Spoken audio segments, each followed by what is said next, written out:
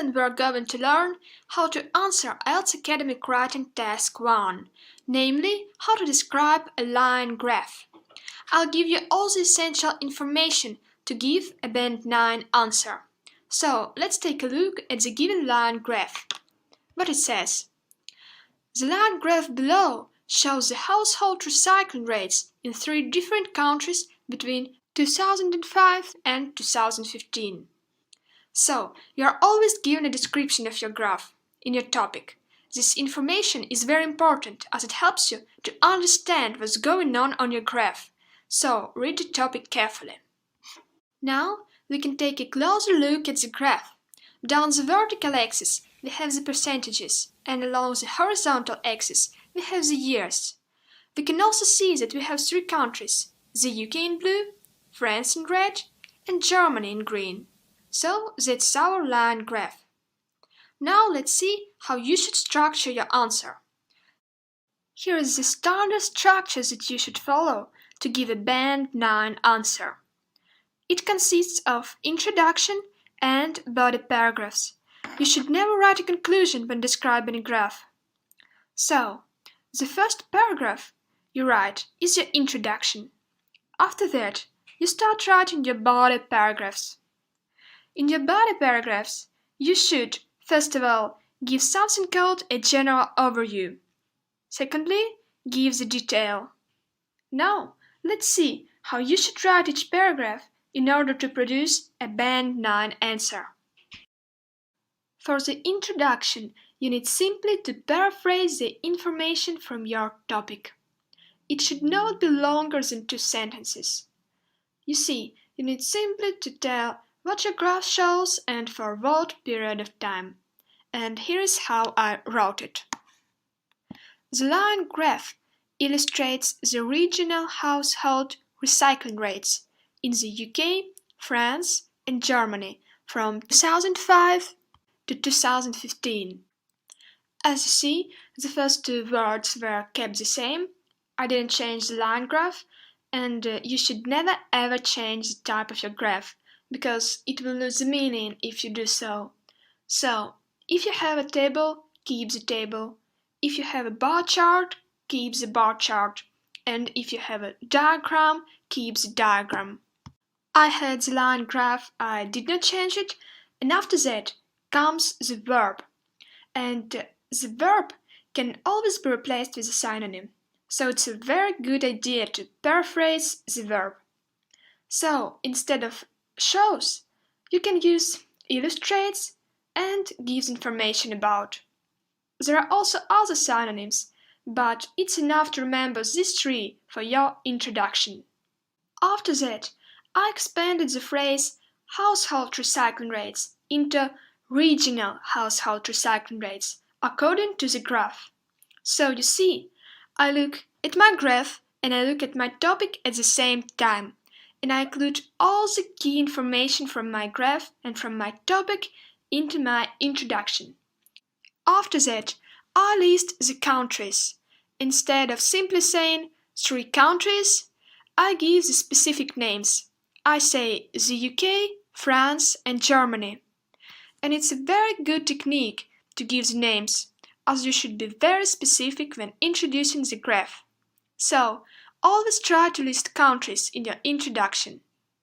Finally, we have a time period, which you should always give when it's possible. So, I changed the phrase between 2005 and 2015 to from 2005 to 2015. So, that's all with our introduction. It's absolutely clear, it's absolutely accurate.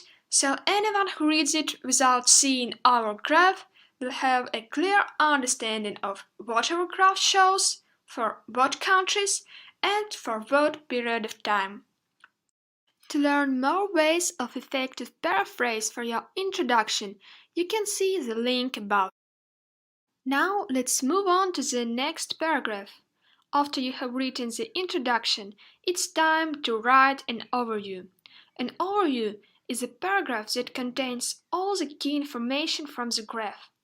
When given an overview, you should not state any specific details. you should simply write what's happening on the graph overall. So, no dates, no numbers, no percentages in your overview, just general trends. So, let's take a look at the key features on our graph. It's easy to note that the UK and Germany's rates went up, while France's rates went down. So that's our two key features. You should normally have from 2 to 4 key features. And here's how I wrote my overview. The recycling rates of the UK and Germany showed a steady but significant rise over the period, while the percentage of recycled waste in France experienced a downward trend. As you see, I'm just saying that the recycling rates of the UK and Germany rose, and that the recycling rates of France declined. Note how I use the linking word while to contrast the opposite trends. It's a very nice technique. Also note how I used a synonym to avoid repetition. The first time I said the recycling rates, and after that I said the percentage of recycled waste. And it's a very good paraphrase. Next, instead of showed a significant rise, I could also use rose significantly or showed an upward trend. And instead of showed a downward trend, I could say declined, experienced a decrease, and so on. So that's all with our overview. After you have finished the general overview, you need to give the specific details. It's a good idea to divide your part of writing, where you give the details, into paragraphs. And to do that, you need to group your data by some feature. In our case, we could group data in two ways. The first way is to group by country, so that we can describe each country's rates in a separate paragraph. I mean, we could describe the UK's rates in the first paragraph, France's rates in the second paragraph, and Germany's rates in the last paragraph. Or the second way is to group by similar trend, the same way as we did in our overview. The second option is more logical as it follows our overview, and I choose this option. So, I will describe the increasing trends in one paragraph and the decreasing trends in another paragraph. And here's my first paragraph with the details. I started by describing the data in the beginning of our time period. In 2005, the recycling rates of the UK and Germany were nearly 35% and 20% respectively. After that, I describe how Germany's rate changed, providing the percentages in some important points, and in the end of our time period.